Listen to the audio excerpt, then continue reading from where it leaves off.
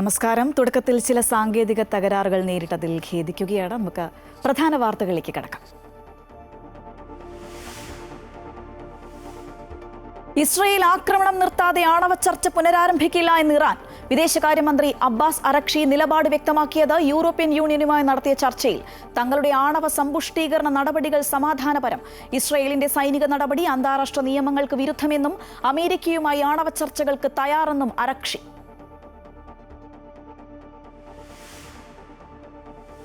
ഇറാന്റെ ആണവ നിലയങ്ങൾ ഇല്ലാതാക്കുന്നതുവരെ സൈനിക നടപടിയെന്ന ഇസ്രായേൽ പ്രധാനമന്ത്രി ബെന്യാമിൻ നെതന്യാഹു. യൂറോപ്യൻ യൂണിയനുമായുള്ള ചർച്ചകൾ ഗുണം ചെയ്യില്ല എന്നും അമേരിക്കയുമായാണ് ഇറാൻ ആണവ ചർച്ച നടത്തേണ്ടതെന്നും അമേരിക്കൻ പ്രസിഡന്റ് ഡൊണാൾഡ് ട്രംപ്. 9ാം ദിവസവും ശക്തമായ ആക്രമണ പ്രത്യാക്രമണങ്ങൾ തുടർന്ന് ഇറാനും ഇസ്രായേലും. ഇറാനിൽ നിന്നുള്ള 290 പേരടങ്ങുന്ന 2ാം ഇന്ത്യൻ സംഘം നാട്ടിലെത്തി.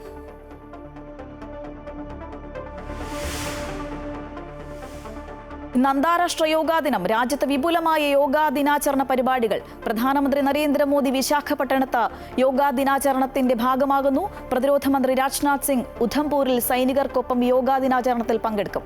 സംസ്ഥാനത്തും യോഗാ ദിനാചരണം.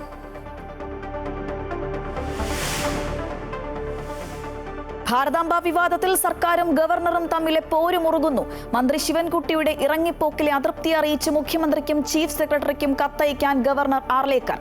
ഗവർണർക്ക് കടുത്ത അതൃപ്തി. രാജ്ഭവനിലേക്ക് CITU മാർച്ച് നടത്തും.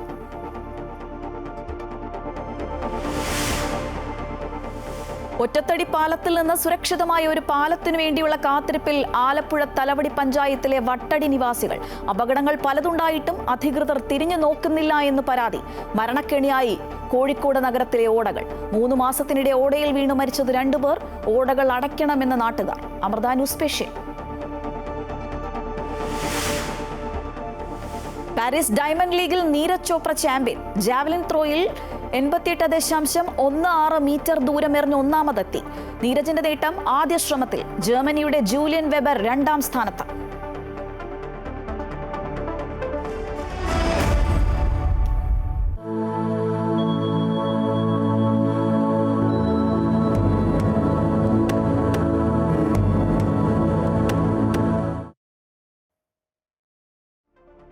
അന്താരാഷ്ട്ര യോഗാ ദിനത്തോടനുബന്ധിച്ച് രാജ്യവ്യാപകമായി യോഗ പരിശീലനം നടക്കും. കശ്മീർ മുതൽ കന്യാകുമാരി വരെ 8 ലക്ഷം കേന്ദ്രങ്ങളിലായി കോടിക്കണക്കിന് ആളുകൾ യോഗാ പരിശീലനത്തിൽ പങ്കുചേരും. UN ആസ്ഥാനത്തും വിവിധ ലോകരാജ്യങ്ങളിലും പരിശീലനം ഉണ്ടാകും. ഒരു ലോകത്തിനും ആരോഗ്യത്തിനും യോഗ എന്നതാണ് ഈ വർഷത്തെ വിഷയം. 11ാം അന്താരാഷ്ട്ര യോഗാ ദിനമാണ് ഇത്തവണ ആചരിക്കുന്നത്. ആന്ധ്രാപ്രദേശിലെ വിശാഖപട്ടണത്ത് നടക്കുന്ന യോഗാ പരിശീലനത്തിന് പ്രധാനമന്ത്രി നരേന്ദ്രമോദി നേതൃത്വം നൽകുന്നുണ്ട്. RK ബീച്ചിൽ നിന്ന് ഭോഗപുരം വരെ നീളുന്ന 26 കിലോമീറ്റർ ഇടനാഴിയിൽ 3 ലക്ഷത്തിലേറെ പേർ പ്രധാനമന്ത്രിക്കൊപ്പം പരിശീലനത്തിൽ പങ്കെടുക്കുന്നുമുണ്ട്. രാവിലെ 6:30 തുടങ്ങിയ പരിപാടി 8:30 അവസാനിക്കും. സംസ്ഥാനത്തും വിവിധ കേന്ദ്രങ്ങളിൽ യോഗാ പരിശീലനം സംഘടിപ്പിച്ചിട്ടുണ്ട്. విశాఖపట్నంతో తలసమయం.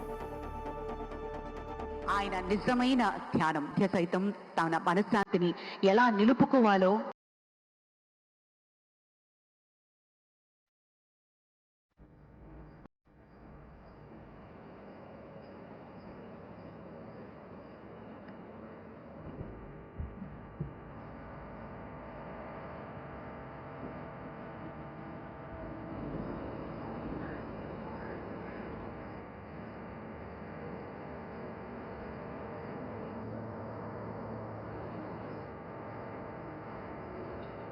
अखंडमंडलाकारं व्याप्तं येन चराचरं तत्पदं दर्शितं येन तस्मै श्री गुरुवे नमः.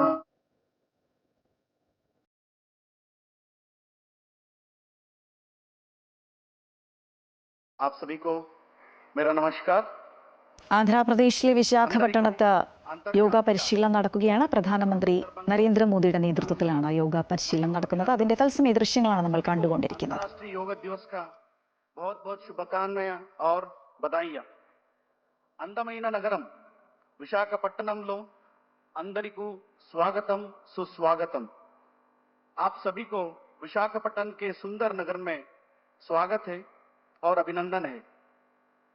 మనమందరం प्रार्थनातो योगाभ्यासम प्रारंभम चेद्दाम.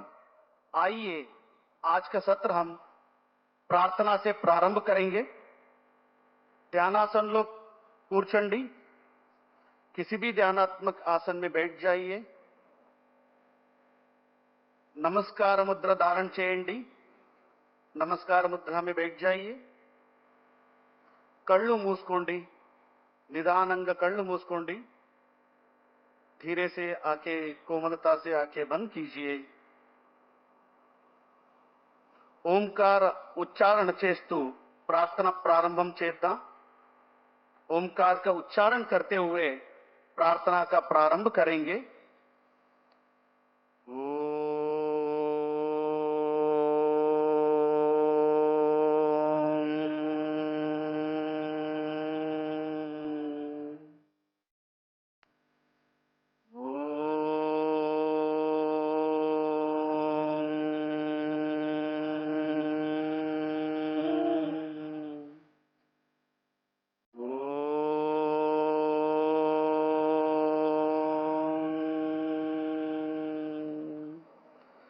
संगचध्वं संवदध्वं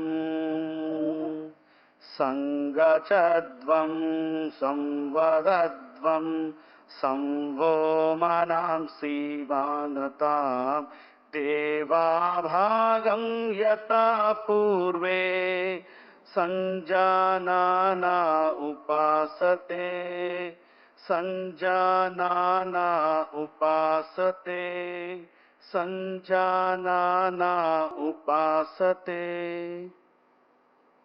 నెమ్మదిగా కళ్ళు తెరపండి, చేతులు सामान्य स्थिति को తీసుకురండి। धीरे से आंखें खोले और दोनों हाथों को सामान्य स्थिति में लेके आइए। मैट పైన నిలబడండి।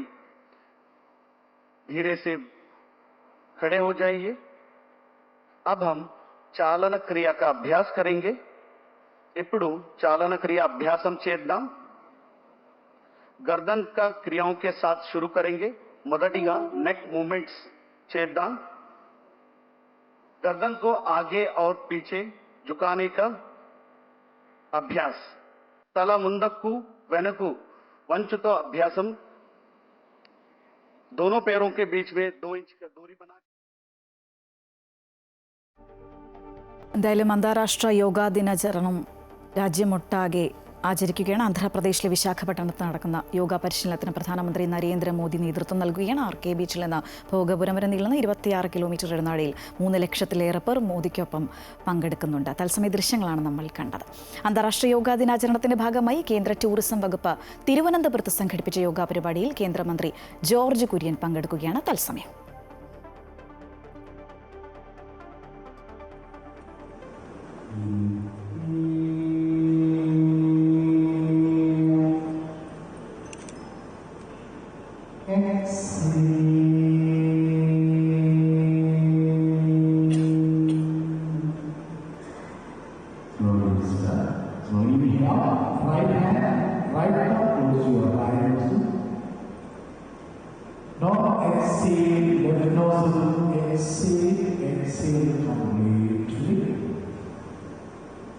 We start left nostril, inhale, 1, 2, 3, 4, close the nostril. Slowly control, exhale, right nostril, 1, 2, 3, 4, 5, 6, 7, 8. Repeat, right nostril, inhale, 1, 2, 3, 4, close the nostril. Slowly exhale to left nostril, 1, 2, 3, 4, 5, 6, 7, 8. Inhale, repeat, left nostril, 1, 2, 3, 4, close the nostril. Slowly exhale, right nostril, 1, 2, 3, 4, 5, 6,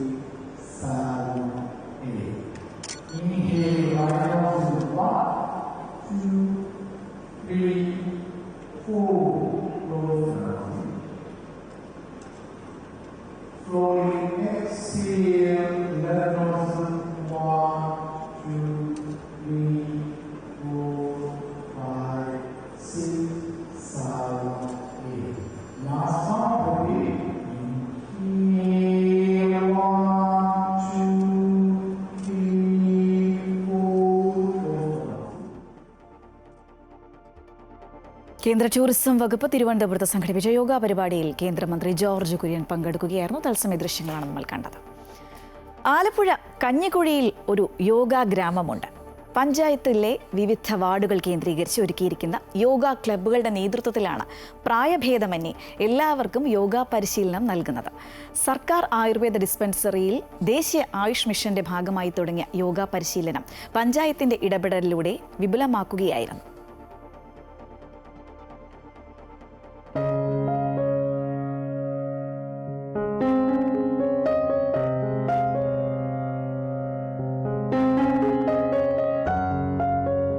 Kanjikuzhi സർക്കാർ ആയുർവേദ ഡിസ്പെൻസറിയിൽ ആയുഷ് മിഷന്റെ ഭാഗമായി രോഗികൾക്ക് ചികിത്സയ്ക്കൊപ്പം യോഗയും ആരംഭിച്ചതോടെയാണ് യോഗാ ഗ്രാമം എന്ന പദ്ധതിയിലേക്ക് പഞ്ചായത്ത് ചുവടുവെക്കുന്നത്. മരുന്നുകൾക്കൊപ്പം രോഗികളെ യോഗയിലൂടെ മികച്ച ആരോഗ്യമുള്ളവരാക്കി തീർക്കുക എന്ന ലക്ഷ്യത്തോടെയാണ് ദേശീയ ആയുഷ് മിഷൻ യോഗയെയും ആയുർവേദ ആശുപത്രികളിലേക്ക് എത്തിക്കുന്നത്. ഇതിന്റെ ഭാഗമായി ചികിത്സയ്ക്കൊപ്പം യോഗ ക്ലാസുകൾ നടക്കും.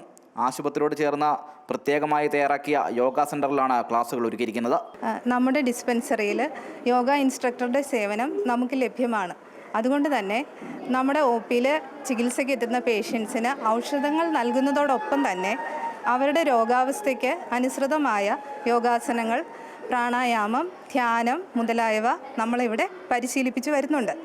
ഇതുകൂടാതെ നമ്മുടെ കഞ്ഞിക്കുഴി ഗ്രാമപഞ്ചായത്തിൻ്റെ വിവിധ വാർഡുകളിൽ യോഗ ക്ലബ്ബുകൾ രൂപീകരിക്കുകയും അതുവഴി കമ്മ്യൂണിറ്റി തലത്തിൽ യോഗയുടെ പ്രയോജനം കൂടുതലായി എത്തിക്കുന്നതിന് നമുക്ക് സാധിക്കുകയും ചെയ്യുന്നുണ്ട്.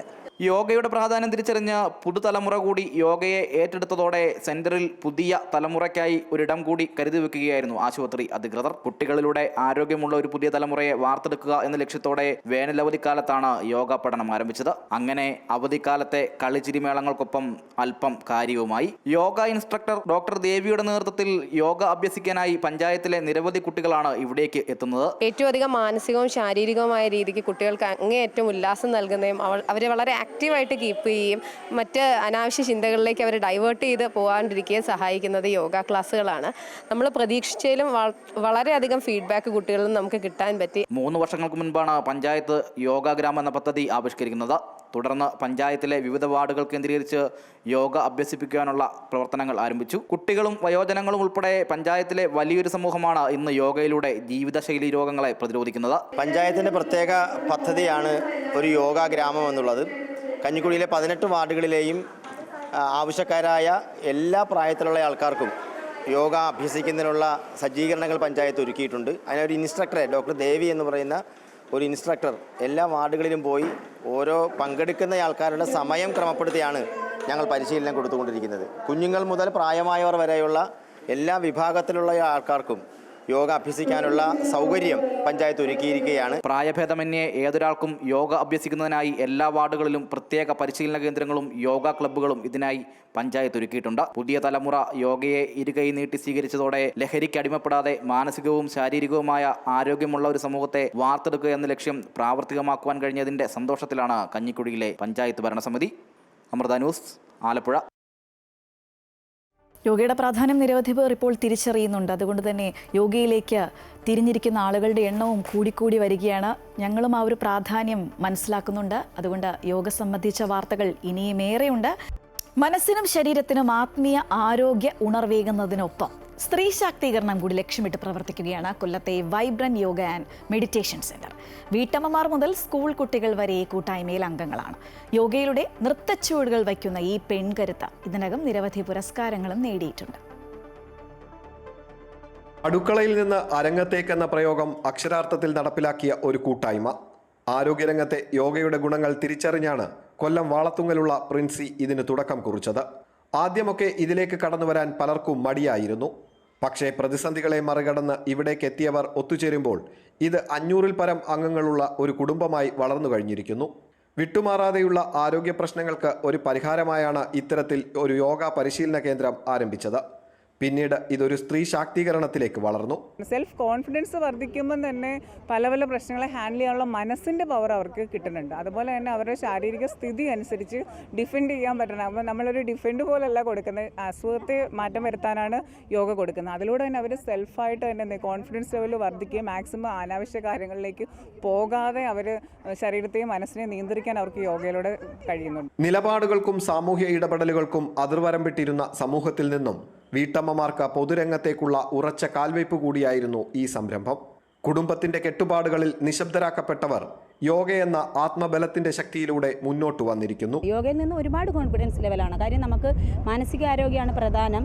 പിന്നെ അതേപോലെ തന്നെ നമ്മുടെ ശാരീരികമായിട്ടുള്ള ആരോഗ്യ പ്രശ്നങ്ങൾ അതെല്ലാം നമുക്ക് ഒരുപാട് മാറ്റം ചെയ്യുന്നുണ്ട്. അതുകൊണ്ട് ഞാൻ ഒരുപാട് മാറിയെന്ന് പറയും. ഇപ്പം ഞങ്ങളുടെ വീടിൻ്റെ അടുത്തുള്ളവർ പോലും ചോദിക്കും ഒരുപാട് മാറ്റം ഉണ്ടല്ലോ എന്നുള്ളത്. അതെൻ്റെ യോഗ ചെയ്തിട്ടാണെന്ന് ഞാൻ പറയും. മെയ്വഴക്കത്തിലൂടെ മനസ്സിനും ശരീരത്തിനും ഉണർവുണ്ടാകുമ്പോൾ യോഗയെന്ന പൈതൃക സ്വത്തിന്റെ ഉടമകളായി നാം ഓരോരുത്തരും മാറുന്നു. ആ തിരിച്ചറിവാണ് ഈ അന്താരാഷ്ട്ര യോഗാ ദിനത്തിൽ നമ്മളിൽ ഉണ്ടാകേണ്ടത്. പ്രദീപ് വാളത്തുങ്കലിനൊപ്പം സുധീഷ്, അമൃത ന്യൂസ്, കൊല്ലം. അന്താരാഷ്ട്ര യോഗ മത്സരത്തിൽ പങ്കെടുത്ത് ഗോൾഡ് മെഡൽ നേടിയ 2 യോഗ താരങ്ങളെ പരിചയപ്പെടുത്തുകയാണ് യോഗ ഡേയിൽ അമൃത TV. മാറഞ്ചേരി സ്വദേശി ഭരത് കൃഷ്ണയും കക്കിടിപ്പുറം സ്വദേശി അങ്കിതയുമാണ് നേപ്പാളിൽ നടന്ന മത്സരത്തിൽ ഗോൾഡ് മെഡൽ നേടിയത്.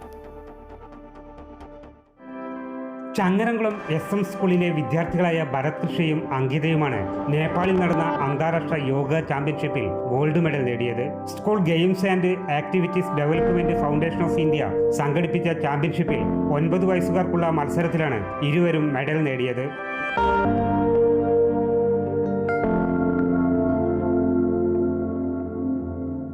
മാറഞ്ചേരി സ്വദേശിയാണ് ഭരത് കൃഷ്ണ.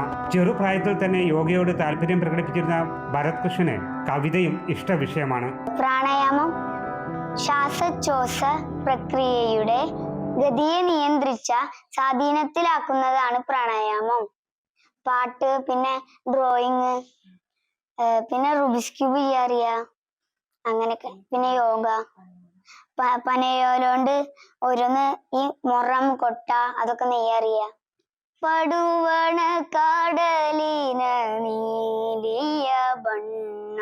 9 വയസ്സുകാരായ പെൺകുട്ടികൾക്കുള്ള മത്സരത്തിലാണ് അങ്കിത ഗോൾഡ് മെഡൽ നേടിയത്.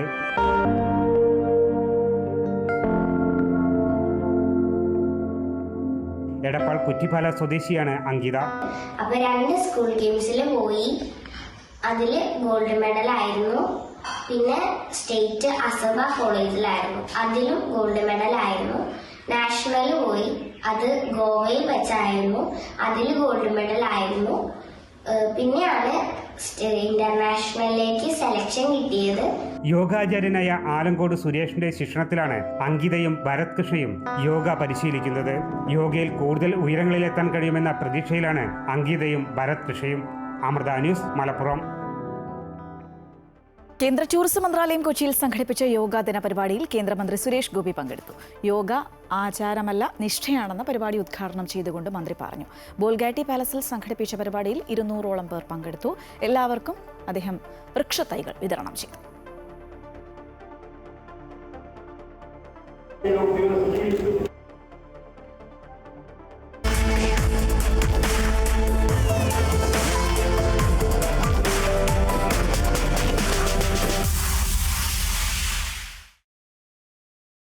നിലമ്പൂരിലെ ജനങ്ങൾ ആർക്കൊപ്പം എന്നറിയാൻ ഇനി വെറും 2 നാൾ മാത്രം. ഉയർന്ന പോളിംഗ് ശതമാനം രേഖപ്പെടുത്തിയതോടെ വലിയ ആത്മവിശ്വാസത്തിലാണ് മുന്നണികളും.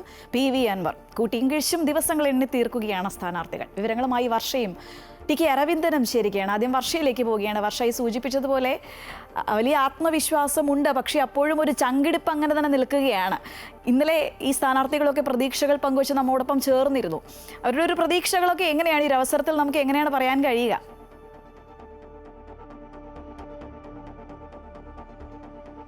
ശ്രീജ, ഇനി വോട്ടുകൾ എണ്ണാൻ 2 നാൾ മാത്രം ബാക്കി നിൽക്കെ സ്ഥാനാർത്ഥികളും അതേപോലെ സ്വതന്ത്ര സ്ഥാനാർത്ഥിയായ PV അൻവറും വലിയ പ്രതീക്ഷയിലാണ്. ഈ പോളിംഗ് ശതമാനം കൂടി വർദ്ധിച്ചതോടെ ആ ആത്മവിശ്വാസം ഇരട്ടിയായെന്ന് തന്നെ പറയാം. കഴിഞ്ഞ ദിവസം സ്ഥാനാർത്ഥികളെല്ലാം പ്രതികരിച്ചപ്പോഴും അക്കാര്യം തന്നെയാണ് വ്യക്തമാക്കിയത്. അപ്പോഴും ഭൂരിപക്ഷം കൃത്യമായി എത്ര കിട്ടുമെന്ന് സ്ഥാനാർത്ഥികൾ PV അൻവർ ഒഴികെ മറ്റൊരു സ്ഥാനാർത്ഥികളും പ്രതികരിച്ചിരുന്നില്ല. അതേസമയം മുന്നണി ക്യാമ്പുകളിൽ നിന്നും വലിയ പ്രതീക്ഷകളാണ് വരുന്നത്. 10,000-ൽ കൂടുതൽ വോട്ടുകൾ നേടാൻ കഴിയുമെന്നാണ് UDFന്റെ ഒരു ധാരണ. അതേപോലെ തന്നെ നേരിയ ഭൂരിപക്ഷത്തിലാണെങ്കിലും വിജയിക്കാൻ കഴിയുമെന്ന വിശ്വാസമാണ് LDFിനുള്ളത്. NDAയും വലിയ ആത്മവിശ്വാസത്തിലാണ്. മോഹൻ ജോർജിനെ സ്ഥാനാർത്ഥിയായി ഇറക്കിയതോടെ മലയോര മേഖലയിൽ നിന്നുൾപ്പെടെയുള്ള വോട്ടുകൾ കിട്ടുമെന്ന വിശ്വാസത്തിലാണ് NDA. PV അൻവർ തുടക്കം മുതൽ പറയുന്ന 75,000 വോട്ടുകളിൽ തന്നെ നിൽക്കുകയാണ്. അങ്ങനെ മുന്നണികളെല്ലാം കണക്കും കൂട്ടിയും കിഴിച്ചും വലിയ ആത്മവിശ്വാസത്തിൽ തുടരുകയാണ്. അപ്പോഴും നിലമ്പൂരിൽ കത്തിനിന്ന വിവാദങ്ങൾ പലതും നിലമ്പൂരിലെ ജനങ്ങളെ എങ്ങനെ ബാധിക്കുമെന്നുള്ള കാര്യവും ഇവിടെ ചർച്ചയാക്കേണ്ടതാണ്. പല വിവാദങ്ങളും ഇതിനോടകം തന്നെ നിലമ്പൂർ ഉയർന്നു വന്നിരുന്നു. KC വേണുഗോപാൽ ഉന്നയിച്ച ക്ഷേമ പെൻഷൻ മുതൽ ഗോവിന്ദൻ മാഷ് ഉന്നയിച്ച RSS സഖ്യം വരെ ഇവിടെ പലതും ചർച്ചയായി. ജനകീയ പ്രശ്നങ്ങൾ ചർച്ചയായതുമില്ല എന്നുള്ള ആക്ഷേപം കൂടെ ഉയർന്നു വന്നിരുന്നു. അത്തരമൊരു സാഹചര്യത്തിൽ ഈ ജനങ്ങൾ ആർക്കൊപ്പം നിൽക്കുമെന്നുള്ളതാണ് ഇനി അറിയാനുള്ളത്. പ്രധാനമായും UDF ഇവിടെ ചർച്ചാ വിഷയമാക്കിയിരുന്നത് ഭരണവിരുദ്ധ വികാരം തന്നെയാണ്. അതേസമയം LDF വികസനമാണ്, പിണറായി സർക്കാരിന്റെ വികസനമാണ് പ്രധാനമായും പ്രചാരണായുധമാക്കിയത്. NDA മോദി സർക്കാരിന്റെ വികസനവും പ്രധാന പ്രചരണായുധമാക്കി. അത് പരമാവധി ആളുകളിൽ എത്തിക്കാൻ കഴിഞ്ഞു എന്ന വിശ്വാസവും LDFിനും NDAയ്ക്കും ഉണ്ട്. അങ്ങനെ മുന്നണികൾ വലിയ ആത്മവിശ്വാസത്തിലാണ്. PV അൻവർ ആണെങ്കിൽ തുടക്കം മുതൽ പ്രചരണം അവസാനിക്കുന്നവരെ മുഖ്യമന്ത്രി പിണറായി വിജയനെയും VD സതീശനെയും ഒരുപോലെ വിമർശിച്ചുകൊണ്ടായിരുന്നു രംഗത്തെത്തിയിരുന്നത്. അതും ആളുകൾ എങ്ങനെ സ്വീകരിക്കുമെന്നുള്ള കാര്യമാണ് ഇനി അറിയാനുള്ളത്. എന്തായാലും 2 നാൾ മാത്രം ബാക്കി നിൽക്കെ മുന്നണികളെല്ലാം വലിയ ആത്മവിശ്വാസത്തിലാണ്. വിവാദങ്ങളും പല ചർച്ചകളും എല്ലാം ഉയർന്നു വന്ന സാഹചര്യത്തിൽ നിലമ്പൂരിലെ ജനങ്ങൾ ആർക്കൊപ്പം നിൽക്കുമെന്ന് ഇനി അറിയാനുള്ളത്. എന്തായാലും നിലമ്പൂരിലെ ജനങ്ങൾ ആർക്കൊപ്പം എന്നറിയാൻ ഇനി 2 ദിവസമാണ്. ഇന്നുണ്ട്, നാളെയുണ്ട്, മറ്റന്നാൾ വോട്ടെണ്ണുകയാണ്. എണ്ണിക്കഴിയുമ്പോൾ അറിയാം ആര് വാഴും ആര് വീഴും എന്നുള്ളൊരു കാര്യം. എന്തായാലും ഈ പറഞ്ഞതുപോലെ ഉയർന്ന പോളിംഗ് ശതമാനമൊക്കെ അത് വലിയ ആത്മവിശ്വാസം മുന്നണികൾക്ക് ഉണ്ടാക്കിയിട്ടുണ്ട്. എങ്കിലും അത് ആർക്ക് ഗുണമാകും എന്നറിയാൻ ഈ പറഞ്ഞ 2 ദിവസം കാത്തിരിക്കേണ്ടി വരും. എന്തായാലും TK അരവിന്ദൻ കൂടി ചേരുകയാണ്. അരവിന്ദൻ, ഇപ്പോൾ വർഷ സൂചിപ്പിച്ചതുപോലെ ഒരുപാട് ഫാക്ടറുകളുണ്ട്.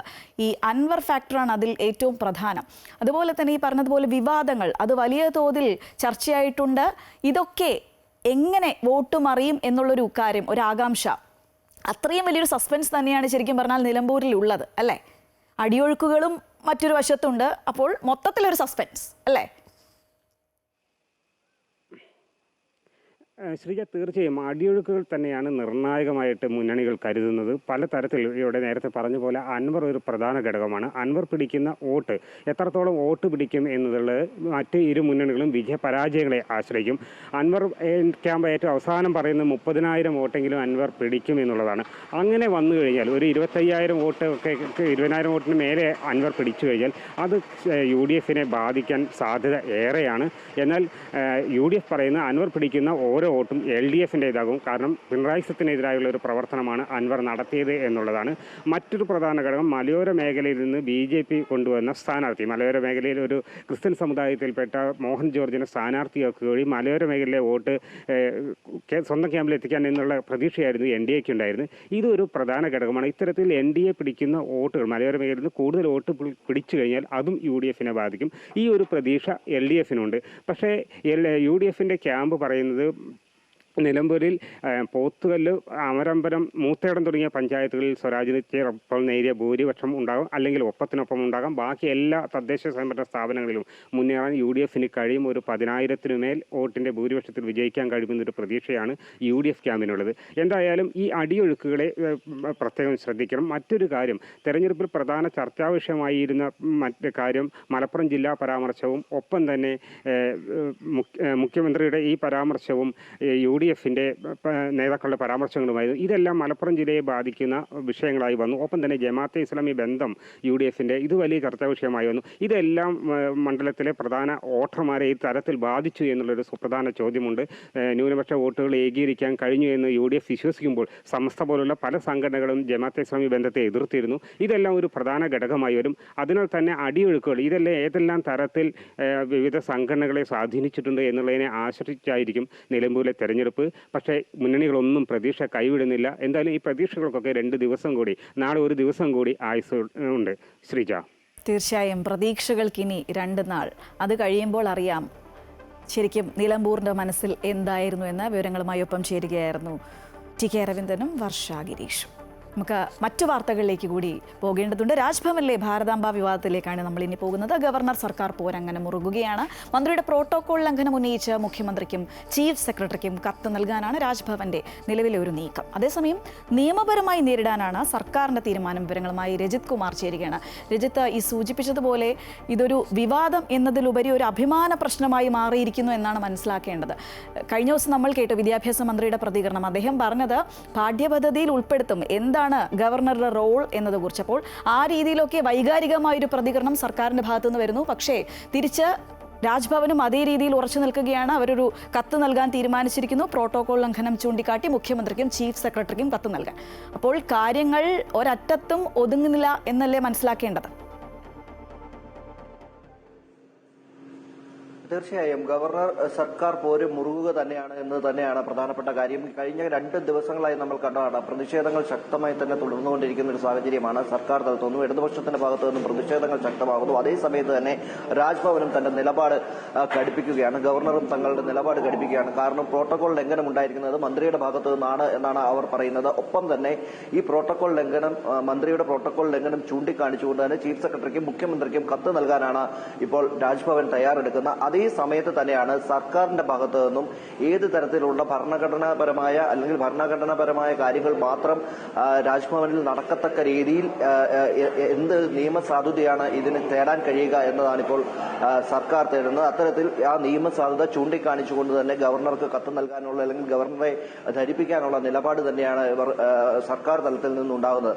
അത്തരത്തിൽ സർക്കാരിന്റെ ഇടപെടൽ അല്ലെങ്കിൽ ഗവർണറുടെ പൊതുപരിപാടികളിൽ ഭരണഘടനാപരമായ ഏതൊക്കെ കാര്യങ്ങളാണ് ഉണ്ടാകേണ്ടത്, അതിൽ നിന്ന് വ്യത്യസ്തമായി രാജ്ഭവൻ എന്തൊക്കെ ചെയ്യുന്നു എന്നത് സംബന്ധിച്ച് നിയമപരമായ സാധ്യതയാണ് ഇപ്പോൾ സർക്കാർ തേടുന്നത് എന്നാണ് നമുക്ക് മനസ്സിലാക്കാൻ കഴിയുക. അതോടൊപ്പം തന്നെയാണ് നേരത്തെ ശ്രീജ സൂചിപ്പിച്ചതുപോലെ തന്നെ പാഠ്യപദ്ധതിയിൽ ഉൾപ്പെടുത്താൻ സർക്കാർ തീരുമാനിച്ചിരിക്കുന്നത്. മന്ത്രി കഴിഞ്ഞ ദിവസവും വ്യക്തമാക്കിയത് 10ാം ക്ലാസിന്റെ സാമൂഹ്യ പാഠം പുസ്തകത്തിൽ 2ാം വോള്യത്തിൽ ഇക്കാര്യം ഉൾപ്പെടുത്താനാണ് ഇപ്പോൾ തീരുമാനിച്ചിട്ടുള്ളത്. എന്തൊക്കെയാണ് ഭരണഘടനാപരമായ ഗവർണറുടെ അധികാരങ്ങൾ എന്നത് സംബന്ധിച്ച്, ഒപ്പം തന്നെ +1 +2 തലത്തിൽ എവിടെയൊക്കെ ഇത് ഉൾപ്പെടുത്താൻ കഴിയുമോ അവിടെയൊക്കെ ഇത് ഉൾപ്പെടുത്താനും സർക്കാർ ഇപ്പോൾ തീരുമാനിച്ചിട്ടുണ്ട്. ഒപ്പം തന്നെയാണ് മറ്റ് രാഷ്ട്രീയ പാർട്ടികൾക്കൊപ്പം തന്നെ വിദ്യാർത്ഥി സംഘടനകളടക്കം ഗവർണർക്കെതിരെ രംഗത്ത് വരുന്ന ഒരു സാഹചര്യമാണ്. ഇന്ന് CITUവിന്റെ നേതൃത്വത്തിലടക്കം ഗവർണറുടെ രാജ്ഭവനിലേക്ക് മാർച്ച് സംഘടിപ്പിച്ചിട്ടുണ്ട്. ഇന്നും പ്രതിഷേധ പരിപാടികൾ നടക്കുന്നുണ്ട്. അത്തരത്തിൽ ശക്തമായ പ്രതിഷേധ പരിപാടികൾ പുറത്തും ഒപ്പം തന്നെ നിയമപരമായ ഒരു പോരാട്ടം അകത്തും നടത്താനാണ് ഇപ്പോൾ സർക്കാർ തയ്യാറെടുക്കുന്നത്. അതേസമയത്ത് തന്നെ പ്രോട്ടോകോൾ ലംഘനം ചൂണ്ടിക്കാണിച്ചുകൊണ്ട് മുഖ്യമന്ത്രിക്കും ചീഫ് സെക്രട്ടറിക്കും കത്ത് നൽകാനാണ് രാജ്ഭവനും തയ്യാറെടുക്കുന്നത്. എന്തുതന്നെയാലും ഈ 2 കാര്യങ്ങൾ 2 പേരുടെയും നിലപാടുകൾ ആയിരുന്നില്ല എന്നത് തന്നെയാണ് ഏറ്റവും പ്രധാനപ്പെട്ട കാര്യം. ഗവർണർ പറയുന്നത് തന്റെ നിലപാടിൽ തന്നെ ഉറച്ചു നിൽക്കുന്നു, അത്തരത്തിൽ നടപടികളുമായി മുന്നോട്ട് പോകുമെന്ന് പറയുമ്പോൾ തന്നെ സർക്കാർ പരിപാടികൾ രാജ്ഭവനിൽ നിന്നും മാറ്റുന്നതോടൊപ്പം തന്നെ നിയമപരമായി ഇതിനെ നേരിടാൻ കൂടിയാണ് ഇപ്പോൾ സർക്കാർ തയ്യാറെടുക്കുന്നത്. തീർച്ചയായും രജിത്ത്, എന്തായാലും ഈ പറഞ്ഞതുപോലെ രാജ്ഭവനിലെ ഭാരതാംബ വിവാദം ഒട്ടും അയവില്ലാതെ നല്ലവണ്ണം മുറുകിക്കൊണ്ട് തന്നെ ഇരിക്കുകയാണ്. ഈ വിവാദങ്ങൾ സർക്കാരും ഗവർണറുമായി നിൽക്കുന്നതോടൊപ്പം തന്നെ ഒരുപാട് പ്രതിഷേധങ്ങളും ഇതോടൊപ്പം തന്നെ ഉണ്ടായിക്കൊണ്ടിരിക്കുന്നു എന്നുള്ളൊരു കാര്യവും എടുത്തു പറയുകയാണ്. എന്തായാലും ഇതുമായി ബന്ധപ്പെട്ടൊരു റിപ്പോർട്ട് നമുക്കൊന്ന് കാണാം. രാജ്ഭവനിലെ കാവിക്കൊടിയേന്തിയ ഭാരതാംബ ചിത്രത്തിൽ സർക്കാരും ഗവർണറും തമ്മിൽ വിവാദം മുറുകുമ്പോൾ ദേശസ്നേഹത്തിന്റെ അടയാളപ്പെടുത്തലുമായി ത്രിവർണ്ണ പതാകയേന്തിയ ഭാരതാംബയുടെ ദാരുശില്പം കാസർഗോഡ് കാണാം. പ്രശസ്ത സ്വാതന്ത്ര്യ സമര സേനാനി AC കണ്ണൻ നായരുടെ ഭവനത്തിലാണ് ഭാരതാംബയുടെ വർഷങ്ങൾ പഴക്കമുള്ള ദാരുശില്പമുള്ളത്. ഗാന്ധിജിക്കൊപ്പമാണ് ഭാരതാംബയുടെ ദാരുശില്പം കൊത്തിവെച്ചിട്ടുള്ളത്. ഏച്ചിക്കാനം തറവാടിന്റെ ഭാഗമായിരുന്ന കാഞ്ഞങ്ങാട് അതിയാമ്പൂരിലെ പത്തായപ്പുര മാളികയിലാണ് ഭാരതാംബയുടെ ദാരുശില്പം കൊത്തിവച്ചിട്ടുള്ളത്. ത്രിവർണ്ണ പതാകയേന്തി കയ്യിൽ പുസ്തകവുമായി നിൽക്കുന്ന ഭാരതാംബയുടെ രൂപമാണ് ഇവിടെ കാണാൻ സാധിക്കുന്നത്. ഗാന്ധിജിയുടെയും സർദാർ വല്ലഭഭായ് പട്ടേലിന്റെയും രൂപങ്ങൾ കൊത്തിവച്ച പത്തായപ്പുരക്കകത്ത് മരപ്പടികൾ കയറി മുകളിലോട്ട് നോക്കിയാൽ ത്രിവർണ്ണ പതാകയേന്തിയ ഭാരതാംബ രൂപം നമുക്ക് കാണാം. ചരിത്ര പ്രാധാന്യം വ്യക്തമാക്കുന്നതാണ് ഇവിടെ കാണുന്ന ദാരുശില്പങ്ങൾ.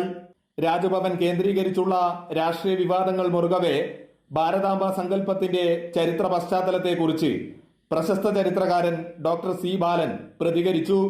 കാഞ്ഞങ്ങാട്ട് AC കണ്ണൻ നായരുടെ വീട്ടിൽ ഉള്ള ഭാരതാംബയുടെ ചിത്രത്തിന് ഇപ്പോൾ വിവാദമായിട്ട് മാറിയിട്ടുള്ള ഗവർണറുടെ രാജ്ഭവനിൽ വെച്ചിട്ടുള്ള ചിത്രവുമായിട്ട് യാതൊരു ബന്ധവും ഇല്ല എന്ന് കാണാൻ വേണ്ടി കഴിയും. സ്വാതന്ത്ര്യ സമര പ്രസ്ഥാനത്തിന്റെ, കോൺഗ്രസ് പ്രസ്ഥാനത്തിന്റെ ഏറ്റവും പ്രമുഖനായ നേതാവ് AC കണ്ണൻ നായരുടെ വീട്ടിലാണ് ഈ ചിത്രം കുത്തിവെച്ചിട്ടുള്ളത്.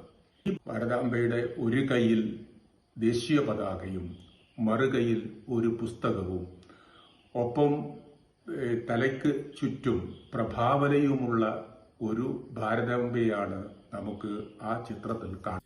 ഇന്ത്യയിലെ തന്നെ ഏറ്റവും പഴക്കമുള്ള ഭാരതാംബ ദാരുശില്പമാണ് ഇതെന്ന് ചരിത്രകാരൻ ചൂണ്ടിക്കാട്ടി. 1905 അബനീന്ദ്രനാഥ് ടാഗോറാണ് ആദ്യമായി ഭാരതാംബയുടെ ചിത്രം വരച്ചത്. അനൂപ് നീലേശ്വരം, അമൃത ന്യൂസ്, കാസർഗോഡ്. ഒറ്റത്തടി പാലത്തിൽ നിന്ന് സുരക്ഷിതമായ ഒരു പാലത്തിന് വേണ്ടി കാത്തിരിക്കുകയാണ് ആലപ്പുഴ തലവടി പഞ്ചായത്തിലെ വട്ടടി നിവാസികൾ. അപകടങ്ങൾ പലതുണ്ടായിട്ടും തദ്ദേശ സ്വയംഭരണ വകുപ്പ് അധികൃതരോ സർക്കാരോ ഇവിടേക്ക് തിരിഞ്ഞുപോലും നോക്കുന്നില്ല എന്നാണ് പ്രദേശവാസികളുടെ ആക്ഷേപം. മറുകര താണ്ടാൻ ഒറ്റത്തടിപ്പാലമാണ് ശരണം. വട്ടടി നിവാസികളുടെ നെല്ലുപറമ്പ് പാലത്തിനായുള്ള കാത്തിരിപ്പ് ഇന്നും തുടരുകയാണ്. തലവടി പഞ്ചായത്തിലെ 10-12 വാർഡുകളെ തമ്മിൽ ബന്ധിപ്പിക്കുന്നതാണ് നെല്ലുപറമ്പ് പാലം. കൊടകത്തുംപടി മുതൽ നെല്ലുപറമ്പ് വടി വരെയുള്ള പ്രദേശത്തെ 30ഓളം കുടുംബങ്ങൾക്ക് മറുകര താണ്ടാൻ ഈ ഒറ്റത്തടിപ്പാലം മാത്രമാണ് ആശ്രയം. പാലത്തിൽ നിന്ന് വീണ് പലർക്കും പരിക്കേൽക്കുന്നതും ഇപ്പോൾ നിത്യസംഭവമായി. തോട്ടിലൂടെ വള്ളം കടന്നു പോകുന്ന രീതിയിൽ ഇരുകരയിലും കല്ലുകെട്ടി പാലം ഉയർത്തിയാണ് ഇട്ടിരുന്നത്. എന്നാൽ തുടർച്ചയായ അപകടങ്ങളെ തുടർന്ന് പാലം താഴ്ത്തിയിരുന്നു. കൊച്ചുകുട്ടികൾ മുതൽ നിരവധി വിദ്യാർത്ഥികളും വയോധികരും സ്ത്രീകളും ഉൾപ്പെടെ നിരവധി ആളുകൾ ദിവസേന കടന്നു പോകുന്ന പാലമാണിത്. വെള്ളമുയർന്നാൽ പാലം വെള്ളത്തിൽ മുങ്ങും. അതോടെ പ്രദേശം ഒറ്റപ്പെട്ട അവസ്ഥയിലെത്തും. അടിയന്തര ഘട്ടത്തിൽ ആശുപത്രിയിൽ പോകാനോ നിത്യോപയോഗ സാധനങ്ങൾ വാങ്ങാനോ ഏറെ ബുദ്ധിമുട്ടുകയാണ് ഇവിടുത്തുകാർ. ഒറ്റത്തടി പാലം മാറ്റി കലുങ്കുപാലം നിർമ്മിക്കണമെന്നാവശ്യപ്പെട്ട് നാട്ടുകാർ മുറവിളി കൂട്ടാൻ തുടങ്ങിയിട്ട് വർഷങ്ങൾ പിന്നിടുന്നു. എന്നാൽ ഇവരുടെ ആവശ്യങ്ങൾക്ക് മുന്നിൽ തദ്ദേശ സ്വയംഭരണ വകുപ്പോ സർക്കാരോ യാതൊരു നടപടിയും സ്വീകരിക്കുന്നില്ല എന്നാണ് പ്രദേശവാസികളുടെ ആക്ഷേപം. ഒറ്റത്തടി പാലത്തിലൂടെയുള്ള ഞാണിന്മേൽക്കളിയുമായി ഇനിയും എത്ര നാൾ കാത്തിരിക്കണം ഇവർ? അമൃത ന്യൂസ്, ആലപ്പുഴ. തൃശൂർ വാടാനപ്പള്ളി സംസ്ഥാന പാതയിൽ പെരുമ്പുഴ പാലത്തിൽ വിള്ളൽ. പെരുമ്പുഴ 1-ാം നമ്പർ പാലത്തിലാണ് വിള്ളൽ കണ്ടത്. ബലക്ഷയം മൂലം 4 വർഷം മുൻപ് പുതുക്കിപ്പണിത പാലത്തിൽ 2ഇടത്താണ് വിള്ളൽ രൂപപ്പെട്ടത്. 60 ലക്ഷത്തിൽ പരം രൂപ ചെലവഴിച്ച് പുനർനിർമ്മിച്ച പാലത്തിൽ വിള്ളൽ സംഭവിച്ചതിൽ പ്രതിഷേധത്തിലാണ് നാട്ടുകാർ. വാഹനങ്ങൾ ഇടതടവില്ലാതെ ചീറിപ്പായുന്ന സംസ്ഥാന പാതയിലാണ് 1 കിലോമീറ്റർ നീളമുള്ള പെരുമ്പുഴ പാടശേഖരം. പാടശേഖരങ്ങളിലേക്ക് കൃഷിക്കാവശ്യമായ വെള്ളമെത്തിക്കുന്ന ചാലുകൾക്ക് മുകളിലായി 2 പാലങ്ങളുമുണ്ട്. ഇതിൽ 1-ാമത്തെ പാലത്തിലാണ് വിള്ളൽ കണ്ടെത്തിയത്. റോഡിൽ നീളത്തിലും പാലത്തിന് കുറുകെയുമാണ് വിള്ളൽ. 4 വർഷം മുൻപ് ബലക്ഷയം വന്ന 60 ലക്ഷത്തിൽ പരം രൂപ ചെലവഴിച്ച പുനർനിർമ്മിച്ച പാലമാണിത്. 1949 നിർമ്മിച്ച പാലത്തിന് 5 ഗർഡറുകളാണ് താങ്ങി നിർത്തുന്നത്. 4 വർഷം മുൻപ് സ്റ്റീൽ പ്ലാന്റിൽ നിന്ന് കൊണ്ടുവന്ന ഗർഡറുകൾ ഉപയോഗിച്ച പാലത്തിൽ അറ്റകുറ്റപ്പണി നടത്തിയാണ് മാസങ്ങൾക്ക് ശേഷം ഇതുവഴി ഗതാഗതം പുനഃസ്ഥാപിച്ചത്. വീണ്ടും പാലത്തിൽ വിള്ളൽ കണ്ടെത്തിയതോടെ നാട്ടുകാർ ആശങ്കയിലാണ്. ഇവിടെ പെരുമ്പുഴ 1-ാം നമ്പർ പാലമുണ്ട്. കാഞ്ഞാണി മാടാൻപള്ളി കാഞ്ഞാണി റോഡിൽ 1-ാം നമ്പർ പാലം ഒരു 5 കൊല്ലം മുമ്പ് മെയിൻ്റനൻസ് ചെയ്തിട്ടുള്ളതാണ്. അതിപ്പോൾ രണ്ടാമതും സെൻറ്ററും ഉണ്ട്, സൈഡും ഉണ്ട്. PWD ഉദ്യോഗസ്ഥരെത്തി പരിശോധിച്ചാൽ മാത്രമാണ് കാര്യങ്ങൾക്ക് കൂടുതൽ വ്യക്തത വരികയുള്ളൂ. അധികൃതരുടെ ഭാഗത്തു നിന്നും എത്രയും പെട്ടെന്ന് നടപടി ഉണ്ടാകണമെന്നാണ് നാട്ടുകാരുടെ ആവശ്യം. അമൃത ന്യൂസ്, തൃശൂർ. ഇനി അമൃത ന്യൂസ് സ്പെഷ്യൽ സ്റ്റോറിയിലേക്കാണ്. മരണക്കിണി ഒരുക്കി കോഴിക്കോട് നഗരത്തിലെ ഓടകൾ. 3 മാസത്തിനിടെ 2 പേരാണ് സ്ലാബിടാതെ തുറന്നു കിടക്കുന്ന ഓടയിൽ വീണു മരിച്ചത്. തുറന്നു കിടക്കുന്ന ഓടകൾ അടയ്ക്കാൻ കോർപ്പറേഷൻ നടപടി സ്വീകരിക്കുന്നില്ല എന്ന ആക്ഷേപവും ശക്തമാണ്.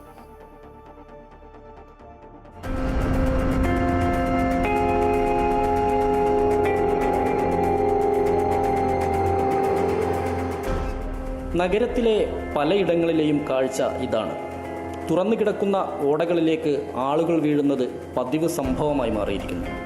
വേനൽ മഴയിൽ കോവൂർ MLA റോഡിലെ ഓടയിൽ വീണ് പ്രദേശവാസിയായ ശശി മരിച്ചത് മാസങ്ങൾക്ക് മുമ്പാണ്.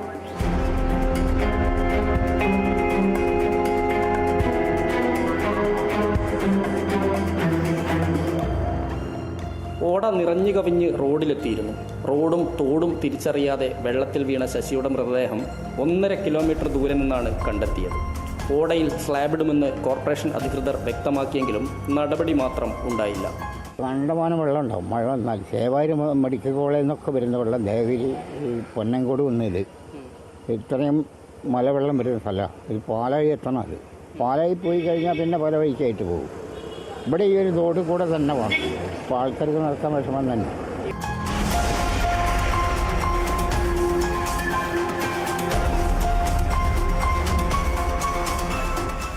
വേങ്ങേരി മൊത്ത വിപണന കേന്ദ്രത്തിന് സമീപമുള്ള ഓടയിൽ വീണ് കഴിഞ്ഞ ദിവസമാണ് യുവാവ് മരിച്ചത്. അപസ്മാരമിളകി പ്രദേശവാസിയായ രഞ്ജിത്ത് തുറന്നു കിടക്കുന്ന ഓടയിലേക്ക് വീഴുകയായിരുന്നു. നഗരത്തിലെ ഓടകളിൽ വീണ് പരിക്കേൽക്കുന്നവരുടെ എണ്ണവും കുറവല്ല. മഴ തുടങ്ങിയാൽ നഗരത്തിൻ്റെ ദുരിതകാലമാണ്. എന്തുകൊണ്ട് ഓടയിലെ പ്രശ്നം പരിഹരിക്കാൻ കഴിയുന്നില്ല? ഇതിനു മുമ്പ് ഒരാൾ ഇവിടെ വെള്ളത്തിൽ വീണ് വെച്ച സ്ലാബില്ലാത്തതിന് പ്രശ്നം കൂടെ തന്നെയാണ്. അത് അന്ന് ഒരു മഴ ചെയ്തപ്പം ഇവിടെ ഒരാൾ വെള്ളത്തിൽ പോയി മരിച്ചിരുന്നു, ഒരു ശശി എന്ന് പറഞ്ഞ ആൾ. അത് സ്ലാബ് ഉണ്ടായിരുന്നെങ്കിൽ അത് സംഭവിക്കില്ലായിരുന്നു. ചെറിയ മഴ പെയ്താൽ പോലും കോഴിക്കോട് നഗരത്തിൽ വെള്ളക്കെട്ടാണ്. ഓടകൾ വൃത്തിയാക്കുകയോ ആഴം കൂട്ടുകയോ ചെയ്യാതെ കോർപ്പറേഷൻ അധികൃതർ നിഷ്ക്രിയത്വം തുടരുകയാണ്. തൽഫലമായി ഓടയിൽ വീണ് മനുഷ്യജീവനുകൾ പൊലിഞ്ഞുകൊണ്ടേയിരിക്കുന്നു. മഴ പെയ്താൽ റോഡ് ഏതാണ് ഓട ഏതാണെന്ന് വ്യക്തമാവുകയില്ല. കാരണം അത്രത്തോളം വെള്ളക്കെട്ടുകളുണ്ടാവും. കോഴിക്കോട് നഗരത്തിലെ മിക്ക ഓടകളുടെയും അവസ്ഥ ഇതാണ്.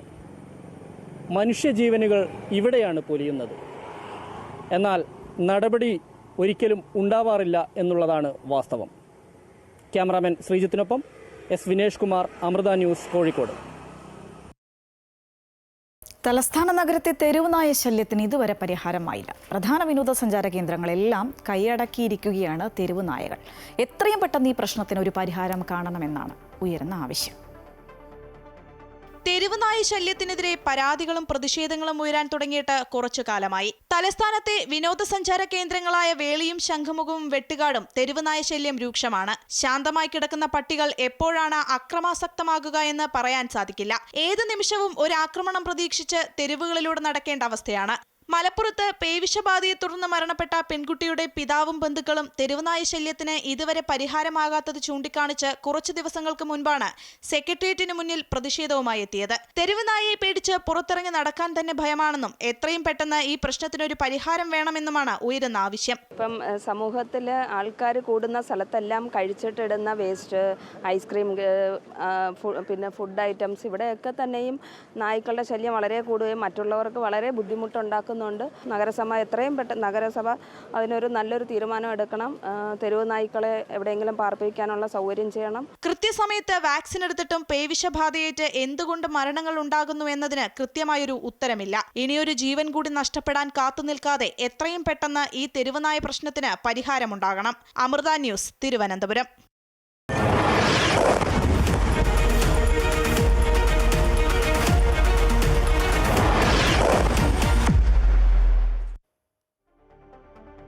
ഇസ്രയേൽ ആക്രമണം നിർത്താതെ ആണവ ചർച്ച പുനരാരംഭിക്കാനാകില്ല എന്ന നിലപാടിലാണ് ഇറാൻ.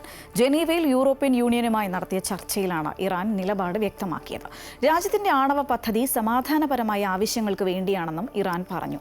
ജനീവ ചർച്ച അവസാനിച്ചു. അതേസമയം ഇറാൻ യൂറോപ്യൻ യൂണിയൻ ചർച്ച ഗുണം ചെയ്യില്ല എന്ന് അമേരിക്കൻ പ്രസിഡന്റ് ഡൊണാൾഡ് ട്രംപ് പ്രതികരിച്ചിരിക്കുകയാണ്.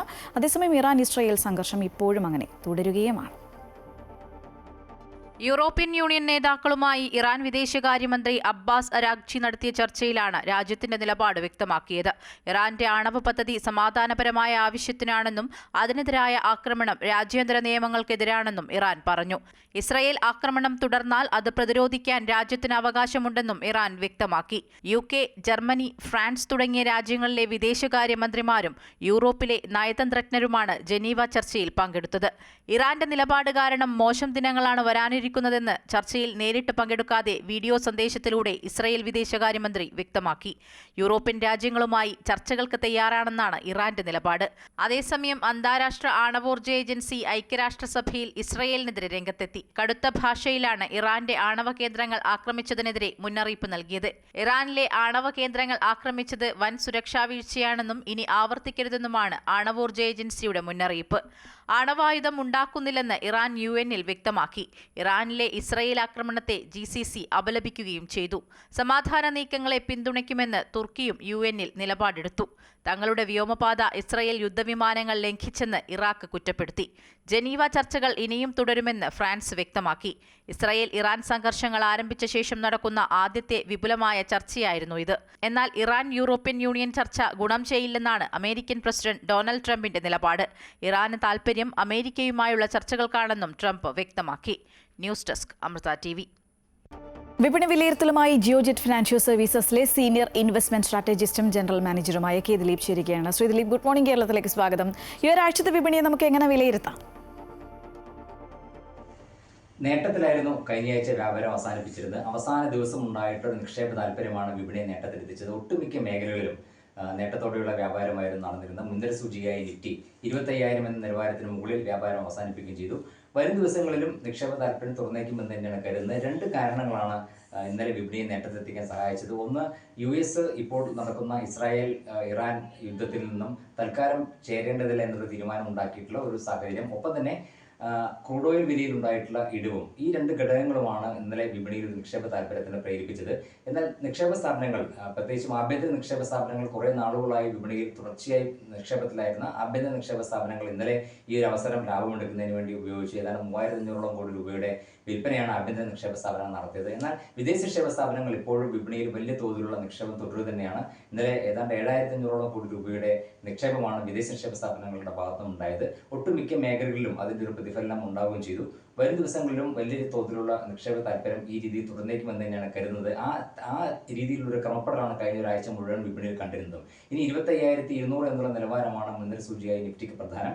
ആ ഒരു നിലവാരം ഭേദിച്ച് വ്യാപാരം തുടരുന്ന ഒരു സാഹചര്യത്തിൽ 25,800 എന്ന നിലവാരത്തിൽ പോകാനുള്ള സാധ്യതയുണ്ട്. അതുകൊണ്ട് തന്നെ ഇനി ഏതെങ്കിലും തരത്തിലൊരു തിരുത്തൽ വിപണിയിൽ ഉണ്ടാവുകയാണെങ്കിൽ അത് നിക്ഷേപകരെ സംബന്ധിച്ചിടത്തോളം അത് പുതിയ ഓഹരികളിൽ നിക്ഷേപിക്കാനുള്ള അവസരമായി കണ്ടുകൊണ്ട് പ്രയോജനപ്പെടുത്താവുന്നതാണ്. വലിയ തോതിലുള്ള കയറ്റങ്ങളും അടുത്ത ആഴ്ച വിപണിയിൽ പ്രതീക്ഷിക്കണം. അതിന് ആഗോള സാഹചര്യങ്ങളും ആഗോള വിപണിയിലെ നീക്കങ്ങളും ഒരു പരിധിവരെ വിപണിയുടെ നീക്കത്തിൽ നിർണായകമായിരിക്കും. എന്തായാലും അടുത്ത ആഴ്ചയിൽ വിപണിയിൽ നേട്ടം ആവർത്തിച്ചേക്കുമെന്ന് തന്നെയാണ് കരുതുന്നത്. നന്ദി ശ്രീ ദിലീപ്. ലഹരി വിരുദ്ധ ഇൻസ്റ്റലേഷനുമായി തൃശൂർ സിറ്റി പോലീസ്. വടക്കേ സ്റ്റാൻഡിന് സമീപമാണ് 40 അടി നീളമുള്ള ഇൻസ്റ്റലേഷൻ സ്ഥാപിച്ചിരിക്കുന്നത്. പഴയ വാഹനങ്ങളുടെ ഇരുമ്പ് സ്പെയർ പാർട്സുകളും ഗിയർ വീലുകളും ഉപയോഗിച്ചാണ് ലഹരിയുടെ നീരാളിപ്പിടുത്തത്തെ സൂചിപ്പിക്കുന്ന ഇൻസ്റ്റലേഷൻ നിർമ്മിച്ചിരിക്കുന്നത്. മേയർ MK വർഗീസ് ഉദ്ഘാടനം ചെയ്തു. തൃശൂർ സിറ്റി പോലീസ് കോർപ്പറേഷനും ICL ഫിൻകോർപ്പുമായി സഹകരിച്ചാണ് ഇൻസ്റ്റലേഷൻ ഒരുക്കിയത്. ജില്ലാ collector Arjun Pandian, cinema serial താരം ലിഷോയ്, ശില്പി Da Vinci Suresh, retired SI Suvratha Kumar NG തുടങ്ങിയവർ ചടങ്ങിൽ പങ്കെടുത്തു. ICL Fincorp CMD advocate KG Anilkumar വിശിഷ്ടാതിഥിയായി. ചടങ്ങിനോടനുബന്ധിച്ച് ലഹരിക്കെതിരെ ഫ്ലാഷ് മോബും അരങ്ങേറി. കോട്ടയം ജില്ലയുടെ പടിഞ്ഞാറൻ ഉൾനാടൻ ജലാശയങ്ങളിൽ പോള നിറഞ്ഞ് ജനജീവിതം ദുരിതപൂർണമാകുന്നു. ജനങ്ങളുടെ ഉപജീവനം പോലും പ്രതിസന്ധിയിലാക്കുന്ന പോള നീക്കം ചെയ്യാൻ തദ്ദേശ സ്ഥാപനങ്ങളോ മറ്റ് അധികൃതരോ നടപടികൾ സ്വീകരിക്കുന്നില്ല. എന്നാൽ അധികൃതർ അനങ്ങാപ്പാറ നയം തുടരുമ്പോൾ തോടുകളിലെ പോള വാരി സ്വന്തം ബോട്ടിന് വഴിതെളിക്കാനുള്ള ശ്രമത്തിലാണ് കല്ലറ സ്വദേശി സുരേഷ് കുമാർ. കോട്ടയത്തിൻ്റെ പടിഞ്ഞാറൻ മേഖലയിൽ പല ഉൾനാടൻ ജലാശയങ്ങളിലും വെള്ളം കാണാനാകാത്ത പോലെയാണ് പോള നിറഞ്ഞിരിക്കുന്നത്. ബോട്ടുകൾക്കോ എഞ്ചിൻ ഘടിപ്പിച്ച വള്ളങ്ങൾക്കോ ഈ ജലാശയങ്ങളിലൂടെ സഞ്ചരിക്കാൻ കഴിയില്ല. ചരക്ക് നീക്കത്തിനും മറ്റുമായി റോഡുകളേക്കാൾ കൂടുതൽ തോടുകളെയാണ് ഇവിടങ്ങളിൽ ആളുകൾ ആശ്രയിച്ചിരുന്നത്. എന്നാൽ ഇന്ന് യാത്രാ തടസ്സം മാത്രമല്ല, പോള മൂലം നീരൊഴുക്ക് തടസ്സപ്പെട്ട് ശുദ്ധജല ലഭ്യത പോലും പ്രതിസന്ധിയിലായിരിക്കുകയാണ്. പോള മൂലം വരുമാനമാർഗമടഞ്ഞ നിരവധി പേരിൽ ഒരാളാണ് കല്ലറ സ്വദേശിയായ സുരേഷ് കുമാർ. 1.5 വർഷം മുമ്പ് വാങ്ങിയ ബോട്ട് മാസങ്ങളായി വിശ്രമത്തിലാണ്. ബോട്ട് ഓടാതായതോടെ ഇത് വാങ്ങാനായി എടുത്ത വായ്പയുടെ തിരിച്ചടവും മുടങ്ങി. കല്ലറ SBI ബാങ്കിൽ നിന്നാണ് നമുക്ക് PMEGP സ്കീമിൽ നമുക്ക് ലോൺ അനുവദിച്ചത്. 4 മാസമായിട്ട് നമുക്ക് പെൻഡിങ് ആണ്. ഈ തോടിൻ്റെ ശോചനീയാവസ്ഥ കാരണം വന്ന ഗസ്റ്റുകളിട്ട് കയറുന്നുമില്ല, നമുക്ക് ബോട്ട് ചലിപ്പിക്കാൻ പറ്റുന്നുമില്ല. വഴിമുടക്കിയ പോളകൾ മാറ്റിക്കെട്ടുന്നതിനായി സുരേഷ് പല വാതിലുകളും മുട്ടി. എന്നാൽ ഒരിടത്തു നിന്നും ഒരു സഹായവും ലഭിക്കാതെ വന്നതോടെ പോള വാരി മാറ്റാൻ സ്വയം രംഗത്തിറങ്ങി. ആഴ്ചകൾ നീണ്ട പരിശ്രമത്തിലൂടെ കല്ലറ പഞ്ചായത്തിൽ കിലോമീറ്ററുകളോളം ദൂരമാണ് തോട് വൃത്തിയാക്കിയത്. ഒരു 31 ദിവസം മെനക്കെട്ടതിന് ശേഷമാണ് ഒരു തോട് നമുക്ക് ക്ലിയർ ചെയ്ത് എടുക്കാൻ പറ്റിയത്. അതിനകത്ത് നമുക്ക് ആരും പുറത്തുനിന്നൊന്നും ആരും ഒരു സഹായമൊന്നും ചെയ്തിട്ട് ഈ 1ാം ഘട്ടം തീർന്നു. ഇനിയിപ്പോൾ അടുത്ത ഘട്ടം ഇന്ന് തുടങ്ങിയേക്കുവാണ്. ഇതിനകത്ത് ഇറിഗേഷൻ ഡിപ്പാർട്ട്മെൻറ്റോ അല്ലെങ്കിൽ പഞ്ചായത്തോ ഇതിനു വേണ്ടിയിട്ട് ഒന്നും ചെയ്യുന്നില്ല നമുക്ക് വേണ്ടി. സുരേഷിന്റെ പരിശ്രമം കണ്ട് വള്ളങ്ങളും ബോട്ടുകളും ഒക്കെയുള്ള മറ്റു ചിലരും പോള വാരാൻ സന്നദ്ധരായി രംഗത്തെത്തിയിട്ടുണ്ട്. ഏതായാലും തൻ്റെ ഒറ്റയാൾ പോരാട്ടം ഫലം കണ്ടു തുടങ്ങിയ സന്തോഷത്തിലാണ് സുരേഷ്. അമൃത ന്യൂസ്, കോട്ടയം. KSRTC ബസ്സിൽ ലൈംഗിക അതിക്രമം നടത്തിയ കേസിൽ യുവാവ് അറസ്റ്റിൽ. വടകര സ്വദേശി സവാദാണ് തൃശൂരിൽ അറസ്റ്റിലായത്. തൃശൂർ ഈസ്റ്റ് പോലീസിൽ യുവതി നൽകിയ പരാതിയുടെ അടിസ്ഥാനത്തിലായിരുന്നു അറസ്റ്റ്. 2023 നെടുമ്പാശ്ശേരിയിൽ വെച്ച് സമാന കേസിൽ ഇയാൾ അറസ്റ്റിലായിരുന്നു. ഇക്കഴിഞ്ഞ 14-നാണ് കേസിന് ആസ്പദമായ സംഭവം ഉണ്ടായതെന്നും നെടുമ്പാശ്ശേരിയിലേതിന് സമാനമാണ് ഈ കേസെന്നും തൃശൂർ ഈസ്റ്റ് പോലീസ് വ്യക്തമാക്കി. മലപ്പുറത്തേക്കുള്ള KSRTC ബസ്സിലായിരുന്നു അതിക്രമം. ബസ് തൃശൂരിലെത്തിയതോടെ യുവതി അതിക്രമം സംബന്ധിച്ച് പരാതി നൽകുകയായിരുന്നു. സവാദിനെ വിശദമായി ചോദ്യം ചെയ്തു വരികയാണ്. 2023 KSRTC ബസ്സിൽ യുവതിക്ക് നേരെ നഗ്നത പ്രദർശിപ്പിച്ച സംഭവത്തിൽ അറസ്റ്റിലായി ജാമ്യത്തിലിറങ്ങിയ സവാദിന് ഒരു സംഘടനയുടെ നേതൃത്വത്തിൽ സ്വീകരണം നൽകിയ സംഭവം ഏറെ വിവാദമായിരുന്നു.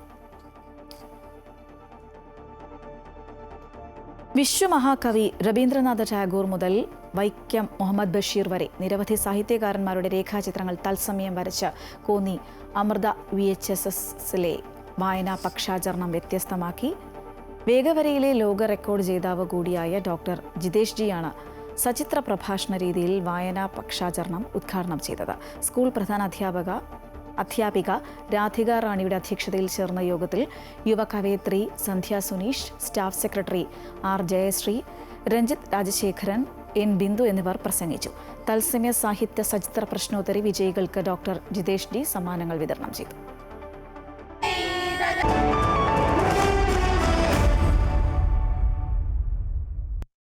പാരീസ് ഡയമണ്ട് ലീഗിൽ സ്വർണം നേടി ഇന്ത്യയുടെ അഭിമാന താരം നീരജ് ചോപ്ര. ജാവലിൻ ത്രോ മത്സരത്തിൽ 88.16 മീറ്റർ ദൂരം എറിഞ്ഞാണ് നീരജ് 1ാം സ്ഥാനത്തെത്തിയത്. നീരജിന്റെ സീസണിലെ ആദ്യ ജയമാണ് പാരീസിലേത്. ജർമ്മനിയുടെ ജൂലിയൻ വെബറിനാണ് 2ാം സ്ഥാനം. 8 വർഷത്തിന് ശേഷമാണ് പാരീസ് ഡയമണ്ട് ലീഗിൽ നീരജ് മത്സരിക്കുന്നത്. വിംബിൾഡൺ ചാമ്പ്യൻഷിപ്പ് മത്സരങ്ങൾ ഈ മാസം 30-ന് ആരംഭിക്കും. സമാന തുകയിൽ ഗണ്യമായ വർധനവ് വരുത്തിയാണ് ഇത്തവണത്തെ മത്സരങ്ങൾ നടക്കുന്നത്. ജൂലൈ 13-നാണ് ഫൈനൽ മത്സരങ്ങൾ. പുൽവിരിച്ച കോർട്ട് ടെന്നീസിന്റെ പറുദീസയാണ്. ലണ്ടനിലെ all England lawn tennis and croquet ക്ലബ്ബിലാണ് മത്സരം. പുരുഷ സിംഗിൾസ്, വനിതാ സിംഗിൾസ്, പുരുഷ ഡബിൾസ്, വനിതാ ഡബിൾസ്, മിക്സഡ് ഡബിൾസ് എന്നിവയാണ് മത്സരങ്ങൾ. ജൂനിയർ, വീൽചെയർ, ഇൻവിറ്റേഷൻ ടൂർണമെന്റുകളും ഉണ്ടായിരിക്കും. നിലവിലെ പുരുഷ വനിതാ വിഭാഗത്തിൽ ശ്രദ്ധിക്കപ്പെടുന്ന കളിക്കാർ ഏറെയുണ്ട്. പുരുഷ വിഭാഗത്തിൽ സ്പെയിനിന്റെ കാർലോസ് അൽക്കാരസും വനിതാ വിഭാഗത്തിൽ മത്സരിക്കുന്ന ചെക്ക് റിപ്പബ്ലിക്കിന്റെ ബാർബോറ കെജ്രിക്കോവയുമാണ് ചാമ്പ്യൻ താരങ്ങൾ. നിലവിൽ ലോക 3-ാം നമ്പർ താരമായ ബെലാറഷ്യൻ താരം അരീന സബലെങ്കയും അമേരിക്കൻ താരം കൊക്കോ ഗൌഫ്, പോളിഷ് താരം ഇഗ സ്വിയാറ്റെക്, ട്യൂണീഷ്യൻ താരം ഓൺസ് ജാബിയർ, ചൈനീസ് താരം ഷെങ് ക്വിൻവെൻ എന്നിവരും വാശിയേറിയ പ്രകടനങ്ങൾ കാഴ്ചവെക്കുമെന്ന് ഉറപ്പാണ്. പുരുഷ വിഭാഗത്തിൽ സെർബിയൻ താരം നൊവാക് ജോക്കോവിച്ച്, ഇറ്റാലിയൻ താരം ജാനിക് സിന്നർ, റഷ്യൻ താരം ഡാനിയൽ മെദ്വദേവ് എന്നിവരും ഈ ടൂർണമെന്റിൽ ശക്തി തെളിയിക്കും. അതേസമയം ഇത്തവണ വിംബിൾഡൺ മത്സരങ്ങൾ പുതുമയോടെയാണ് നടത്തുന്നത്. പാരമ്പര്യം ലംഘിച്ച് ഇത്തവണ ലൈൻ ജഡ്ജിമാർക്ക് പകരം ഇലക്ട്രോണിക് ലൈൻ കോളിംഗ് ഉപയോഗിച്ച് മത്സരങ്ങൾ നിയന്ത്രിക്കും. അതിനൊപ്പം സമ്മാനത്തുകയിൽ ഗണ്യമായ വർധനവാണ് പ്രഖ്യാപിച്ചിരിക്കുന്നത്. മൊത്തം സമ്മാനത്തുക 53.5 ദശലക്ഷം പൗണ്ടായി ഉയർത്തിയിട്ടുണ്ട്. ഏകദേശം $72.59 ദശലക്ഷം. ഈ വർഷം സിംഗിൾസ് ചാമ്പ്യന്മാർക്ക് ഓരോരുത്തർക്കും 3 ദശലക്ഷം പൗണ്ട് വീതം ലഭിക്കും. സിംഗിൾസ് മത്സരങ്ങളുടെ ആദ്യ റൗണ്ടിൽ പുറത്താകുന്ന കളിക്കാർക്കും സമ്മാനത്തുകയുടെ വർധനവ് പ്രയോജനകരമാകും. വിംബിൾഡണിന്റെ സ്ഥാനം നിലനിർത്തുന്നതിനും കളിക്കാരെ പിന്തുണയ്ക്കുന്നതിനും വേണ്ടിയാണ് സമ്മാനത്തുക വർദ്ധിപ്പിച്ചതെന്ന് all England lawns tennis club വ്യക്തമാക്കി. Sports desk, Amrita TV. Good morning Kerala പൂർത്തിയാവുകയാണ്. കൂടുതൽ വാർത്തകൾ അമൃത ന്യൂസ് യൂട്യൂബ് ചാനലിൽ കാണാം. നമസ്കാരം.